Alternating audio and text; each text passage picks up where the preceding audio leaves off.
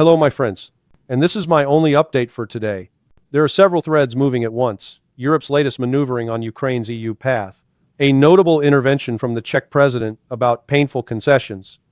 Zelensky's response to Donald Trump after Trump singled him out as an obstacle to peace, and Moscow's reaction to the sudden European chatter about resuming dialogue with Russia.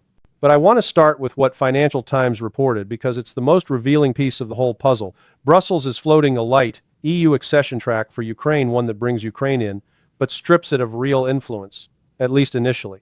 And if you want a snapshot of how EU elites think, how they justify bending their own rules, this story hands it to you in one line. Financial Times says the European Union is now considering a lighter accession process for Ukraine. What does that mean?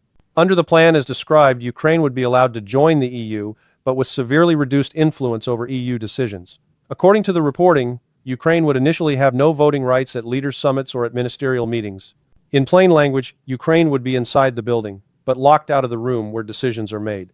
It would be presented as membership, but it would not function like membership in any meaningful political sense. It would be membership with a muzzle.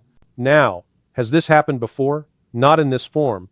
The EU has had many transitional arrangements in different contexts, and candidate countries have always had pre-accession phases, but the idea of a country joining while being denied the core political mechanism voting moves into something that looks like a two-tier club. And that's the point. If you and I are members of the same club, but you get full access and I only get partial access, then we are not really equal members. It becomes membership in name, hierarchy in practice. That's what two-tier systems are, a formal label used to mask unequal standing. The reported proposal says Ukraine would gain gradual access to certain components of the EU system after meeting post-accession milestones. Parts of the single market, agricultural subsidies, and internal development funding. That alone tells you what this is really about. Economics, money flows, and risk management. This would mark a major shift from the accession rules established in 1993, which require candidates to adopt a large body of EU law across policy areas and to meet requirements before joining. So the EU's own rulebook, the one built over decades, designed precisely to avoid chaos and corruption and institutional breakdown, is now treated as optional. And the question is, why? Why this rush? Why this improvisation? And why the willingness to deform their own accession logic? Because, contrary to the fairy tale you hear in the mainstream media, a significant number of EU states are skeptical of Ukraine's accession. They are skeptical for two big reasons, and both of them are material budget and agriculture. Let's start with the budget. The EU has net contributors and net recipients. Countries like Germany are net contributors, meaning they put more into the EU budget than they get back. Ukraine would be a net recipient on a scale that would frighten many governments, meaning Ukraine would receive far more from the EU budget than it would contribute.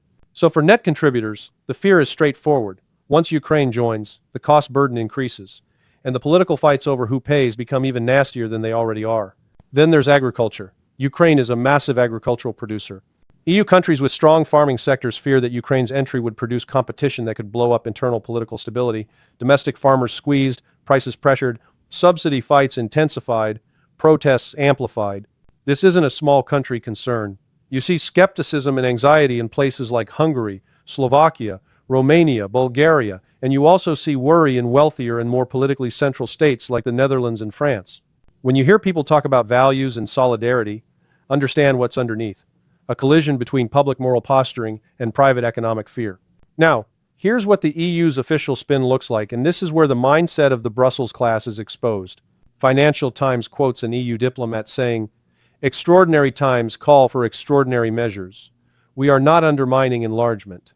We're enlarging the concept of enlargement." Then comes the line that should make every serious observer stop. The rules were written more than 30 years ago, and they need to be more flexible. This is a once-in-a-generation moment, and we have to meet it. That's the mentality in a nutshell. Rules are treated not as guardrails but as inconveniences. The rules are old as if age is proof of irrelevance. But what is a rule? A rule is usually the fossil record of past failure. Rules are created because people repeated the same mistakes again and again and paid a price for it, financially, politically, socially, sometimes in blood. Eventually someone says, "Stop doing this." Formalize the lesson. That's how institutions survive. Look at aviation. Every major crash triggers an investigation. They learn what failed, why it failed, and they implement a new standard.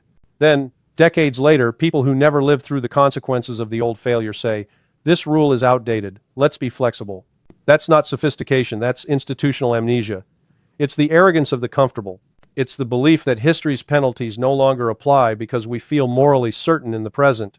So, when EU officials treat their own accession rules as too old, what they are really saying is, we are willing to gamble with the stability of the Union in order to achieve a political headline.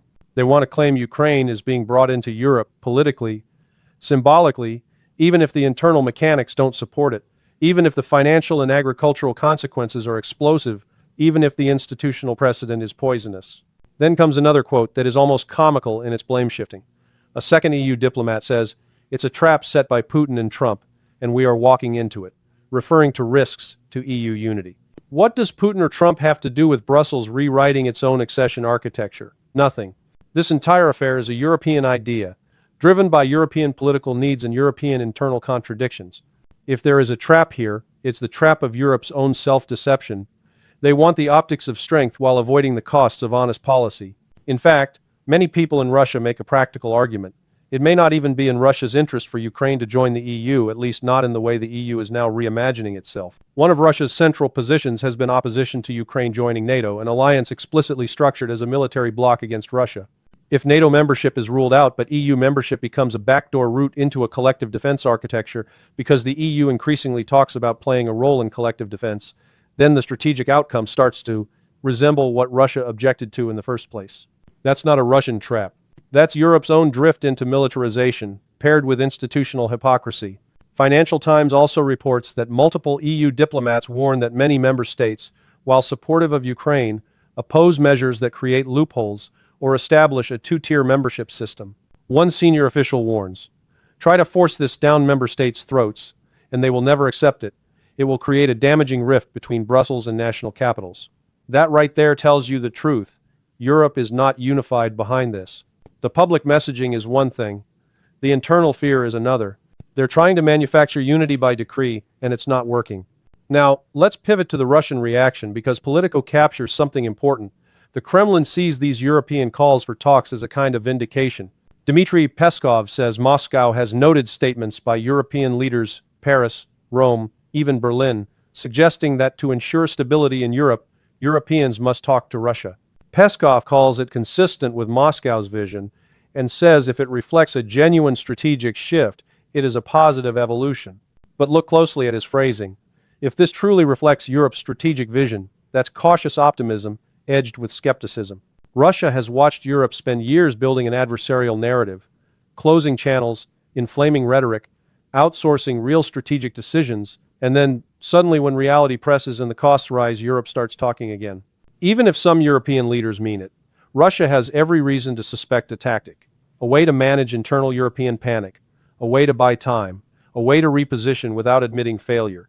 And Russia's skepticism is sharpened by recent experience with negotiations involving the United States talks that, in Moscow's view, have not produced serious results. So, the Kremlin is not going to throw strategic weight behind a few European soundbites. They will watch what Europe does, not what it says. Then we get the Czech president, Petr Pavel, saying Ukraine must make painful concessions for peace. He says it is painful for Europe that the key role is still played by the United States, but that does not mean Europe should stand aside. Here's the problem with that statement. Europe currently has no functioning platform for dialogue with Russia. Whatever you think about Donald Trump, and I'm talking about the mechanics, not the emotions, one of the first things he did was establish channels, envoys, summits, contacts. Whether you like it or not, a platform exists. Europe, meanwhile, is still debating whether it should appoint a negotiator, and even that debate reveals deep fractures. Some Europeans don't want individual heads of state freelancing with Moscow. They want a single representative. But finding one person who can represent the divergent interests of 27 states is a nightmare. So they freeze, they posture, they talk about not standing aside while having no mechanism to enter the room. Pavel says Ukraine is ready for concessions provided they lead to peace. But what concessions, exactly? The central issue in talks has always been territory and security architecture. On territory, neither side has been willing to concede in the way the other demands. So when European leaders talk about painful concessions, it often functions as a rhetorical placeholder. It signals realism without naming the substance that would cause domestic political explosion.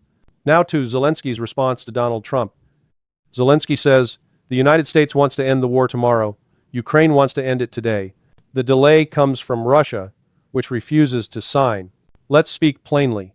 Both Russia and Ukraine are ready to sign if the document reflects their own terms. That's the entire war in one sentence. Both sides want a settlement, but only on conditions that secure their strategic objectives. So, the question is not who is ready in the abstract. The question is who has the leverage to compel the other to accept. That is the only question that matters. This is why Europe and Ukraine try to make the situation as difficult as possible for Russia, and Russia tries to make it as difficult as possible for Ukraine and Europe. This is coercion, pressure, attrition, and strategic endurance. When leaders say, "We want peace," what they mean is, we want the other side to accept our peace. And until the battlefield reality and the economic reality impose limits, the rhetoric will keep cycling. So when Zelensky claims Russia is the only obstacle, understand that it is political messaging aimed at Washington. Pressure Russia, not us. When Europe blames Putin and Trump for Europe's internal institutional problems, understand it is messaging aimed at domestic audiences. Our problems are caused by outsiders. And when Brussels says the rules are old and must be flexible, understand that it is messaging aimed at manufacturing consent for a policy that many Europeans do not actually want to pay for. Meanwhile, Russia watches all of this with the cold eye of a state that believes time is on its side. Moscow sees the cracks budget, agriculture, political fatigue, institutional improvisation, and it hears Europe quietly returning to the language of dialogue because the cost of pretending forever has become too high. That does not mean Russia trusts Europe. It means Russia reads Europe accurately. And that is where we are right now, a European Union trying to reconcile a propaganda narrative with a fiscal reality, a Ukraine trying to lock in Western commitment while the West argues over who pays, and a Russia that sees Europe bending its own rules and calling it extraordinary measures, which is just another way of saying, we are panicking, but we refuse to admit it. With that said, my friends, I'm going to leave this update right here. Let me know what you think, and I will see you next time. What struck me most about President Putin's remarks yesterday, delivered in a setting that the Western press likes to treat as ceremonial, even disposable, was not the optics of receiving credentials from roughly 30 incoming ambassadors, including those from countries Moscow openly categorizes as unfriendly. It was the substance, and more importantly, the sequencing. A deliberate ordering of themes that reads like a signal flare to Washington and to European capitals, and a warning that the entire negotiations circus being run through headlines and leaks is either being misunderstood or willfully misrepresented. Let me start with the part that is not getting enough attention, and the part that, in Western reporting, is either glossed over or mangled into something else. There were three elements to what Putin said that matter. Two are important in a secondary way, useful as indicators of posture, of confidence, of intent.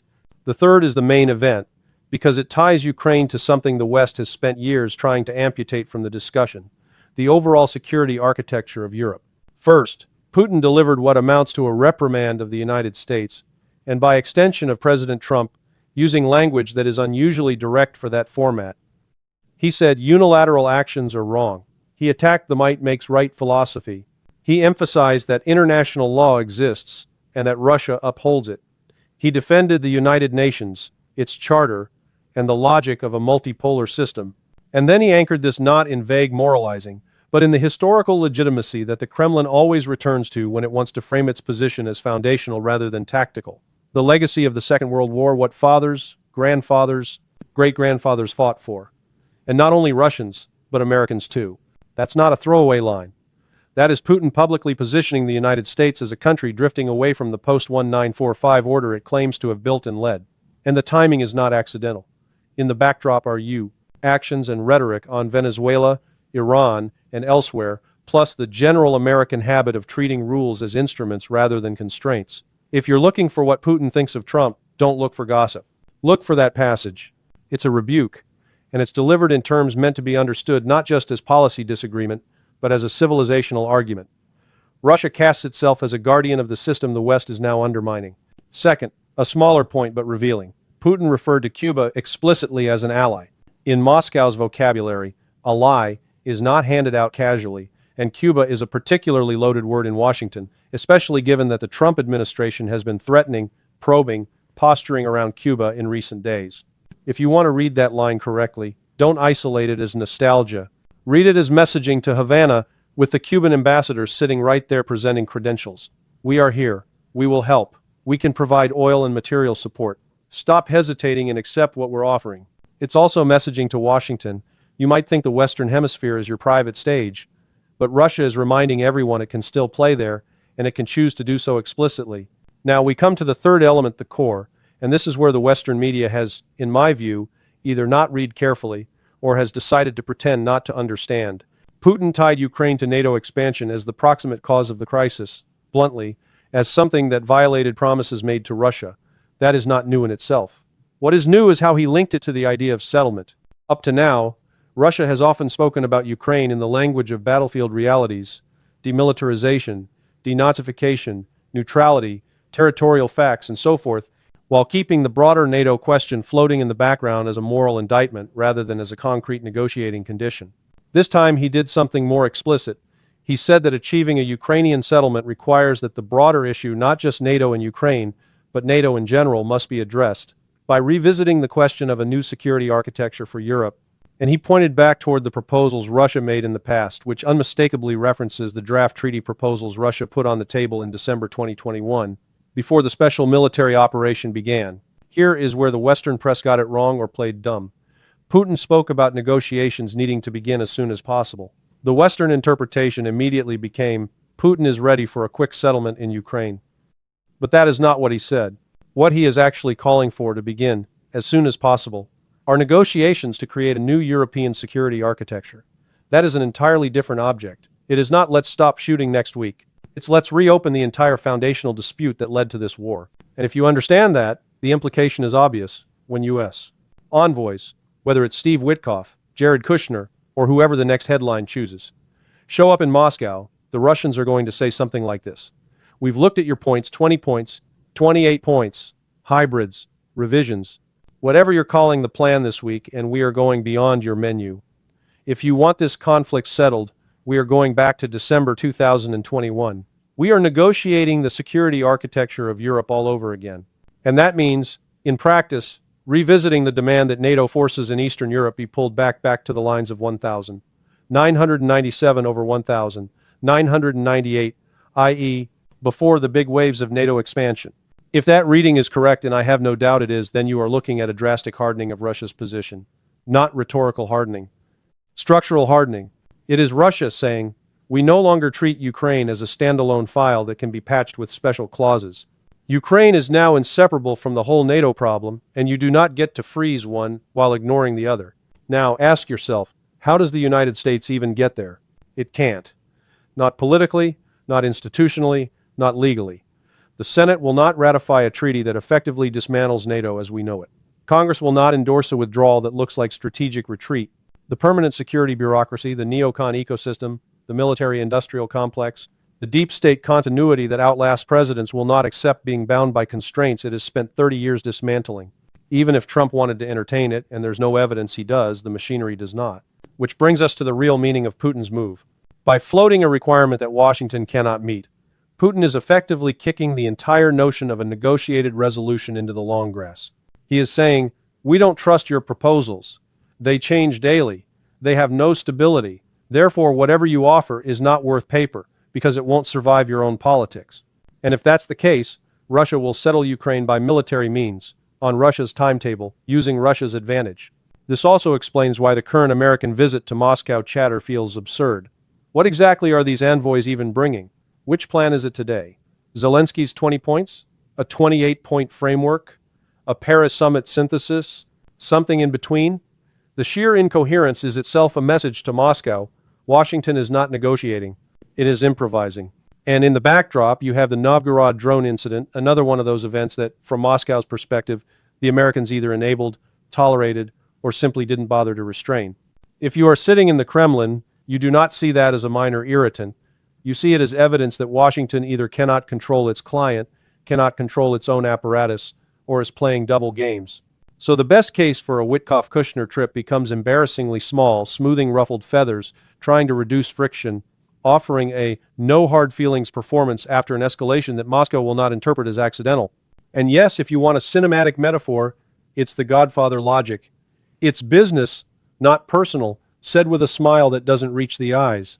But the Russians understand something the Americans keep forgetting. In geopolitics, business is always personal, because it's about survival, borders, credibility, and power. Now shift to Europe, because Europe is the great helpless spectator that still imagines it is a player. There is a lot of noise about Greenland and NATO, and speculation about NATO breaking down because of Greenland. I don't buy that framing. NATO is the United States. It is a wholly owned and operated American enterprise. It runs on American money, American weapons, American troops, and American strategic intent. If those things withdraw, NATO collapses. If they remain, NATO remains regardless of what Paris, Berlin, or Brussels says. Europe does not get a vote in whether the United States keeps NATO as an instrument. Europe gets to react. And that is why Greenland matters. It's not just a territorial topic. It's a stress test of American behavior toward allies. Look at the rhetoric coming from Washington. Look at how disorganized and feeble the pushback is inside the United States itself. One way or another, the United States is going to get Greenland. It may be done through pressure, through deals, through coercive diplomacy, through economic leverage, through political manipulation, pick your mechanism. But the direction is set. The motivations, minerals, strategic posture, AI infrastructure, sphere of influence rounding are almost beside the point. The fact pattern is that the United States is prepared to brush Denmark aside in public, and Europe is watching, humiliated, and still clinging to the idea that it can preserve the old order by pleading for American attention. In that environment, Putin's signal about a new European security architecture is not landing on empty ground. It is likely that what Putin said publicly has already been conveyed privately in some form. It is circulating inside NATO and European capitals. And it helps explain why you now hear the nervous talk. Maybe we need to talk to the Russians. You hear Giorgia Meloni saying it. You hear Macron hinting at it, sometimes in his usual theatrical way. You hear even German voices, Friedrich Merz, among them starting to acknowledge something basic, almost shocking by recent standards. Russia is a European country. Somehow Europe will have to find a way back to relations with Russia.